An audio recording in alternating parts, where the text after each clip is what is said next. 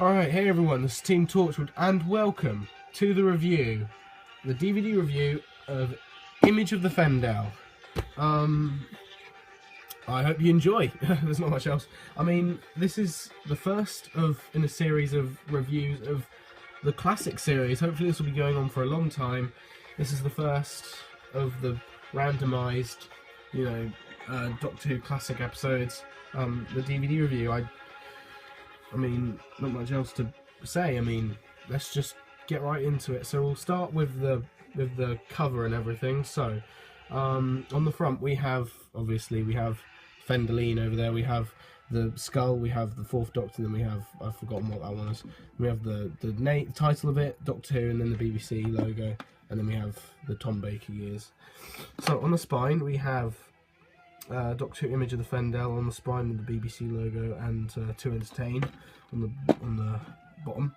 So on the back we have, you can pause and read what's on here if you want, because it's the blurb and information about special features, and then it has some pictures on the top, and you can pause and look at them if you want, and some legal stuff at the bottom.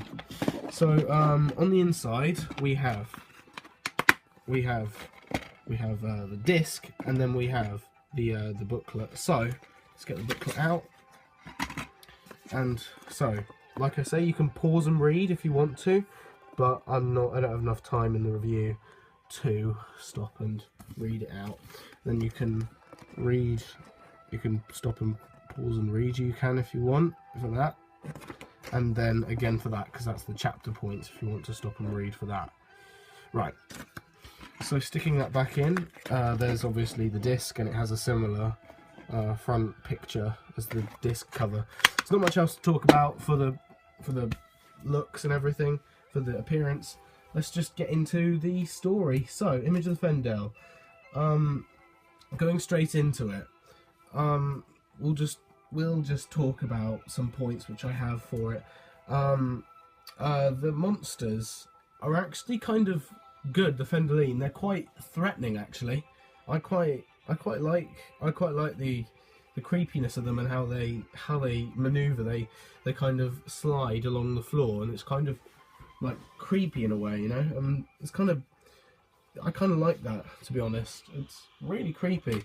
Talking about we'll talk about the characters actually. So Tom Baker, his portrayal of the Doctor is kind of dark in this story, to be honest. And it's kind of more serious, and I suppose it's kind of good considering this story is technically a gothic style story, which we don't get much of those, to be honest, in Doctor Who. You don't get as many, you know, here and there.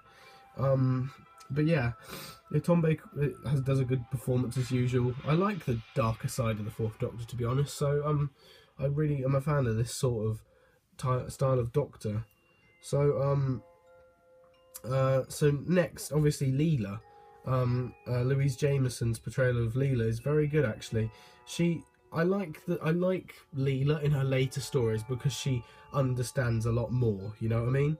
And I kind of like that. I kind of like that version of Leela a bit more than the more stubborn version that doesn't believe in the science side of stuff. So that I like the Leela in this story, and you know the stories that are further away from her entrance as a companion.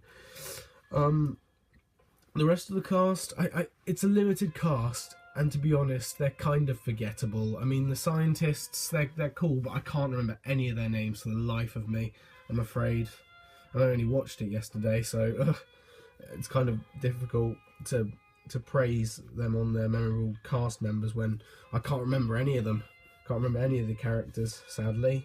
But the scientists are cool, and the lead scientist is kind of the most prominent side cast member, and he's cool. He has a cool thing to it.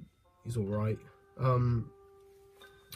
I like the plot. The plot is very good. The mystery about this stuff, like the skull and what it's doing and all that, and what it has connection to and everything. And yeah, I like the plot. The plot is good.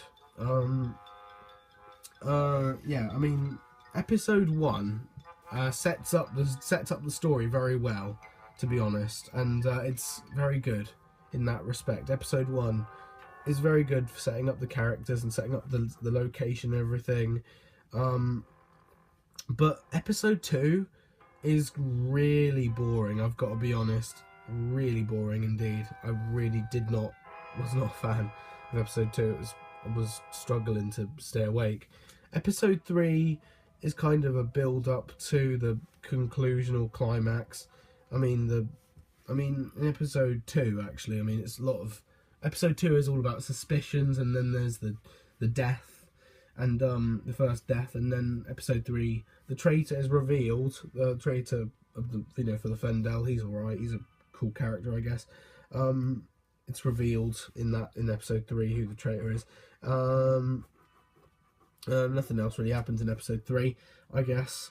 Episode 4 is obviously the best episode because it has the action and conclusion, and the story is well explained, I guess, but the backstory for the Fendahl is really brief. The explanation for the Fendahl is very brief, and I'm not a fan of how brief it really was. It's ridiculous because it should be expanded on, because it is the core part of the story, and it is what drives the story, is the threat, isn't it? So I think the explanation for what they are and all that should be explained more in depth than what they did explain it, which is really irritating, to be honest.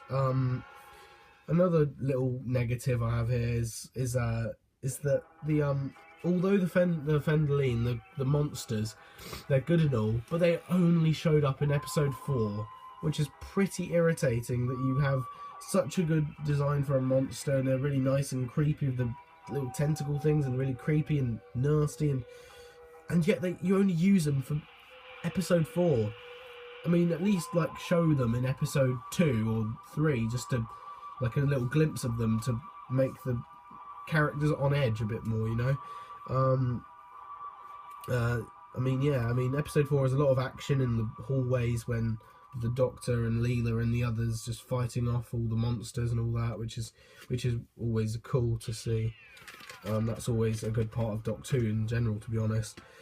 The ending was a bit obscure and weird, to be honest. It was kind of just blunt and a bit just not far-fetched, but a bit odd and stupid in a way. I don't know how to explain it, to be honest. But I don't know really. I think the story in general, I've got to say, the story is a really forgotten story. But to be honest, I've got to give this story maybe a 6.5, maybe a 6 out of 10, maybe a 7 pushing it. I don't know. So I think it's a forgotten story, but for the right reasons, if you know what I mean, because this story isn't really the strongest of the stories, It's forgotten, but who can blame the people who forget about this story, because it's not the most favoured of all time, is it? So, I don't know. It's good. It's alright. The atmosphere's great. The monsters are great, but they're underused. And the mystery is quite good, but the threat isn't explained in depth enough. But the acting and the cast and the characters are alright, but some of the side cast are not very memorable at all. So, yeah, it's a shame, because I think this story would have been more memorable if they I don't know what they could have done. Maybe they could have showed the Fendahl in a few other episodes rather than just in episode 4, If they did that, they might be more memorable of a story, who knows?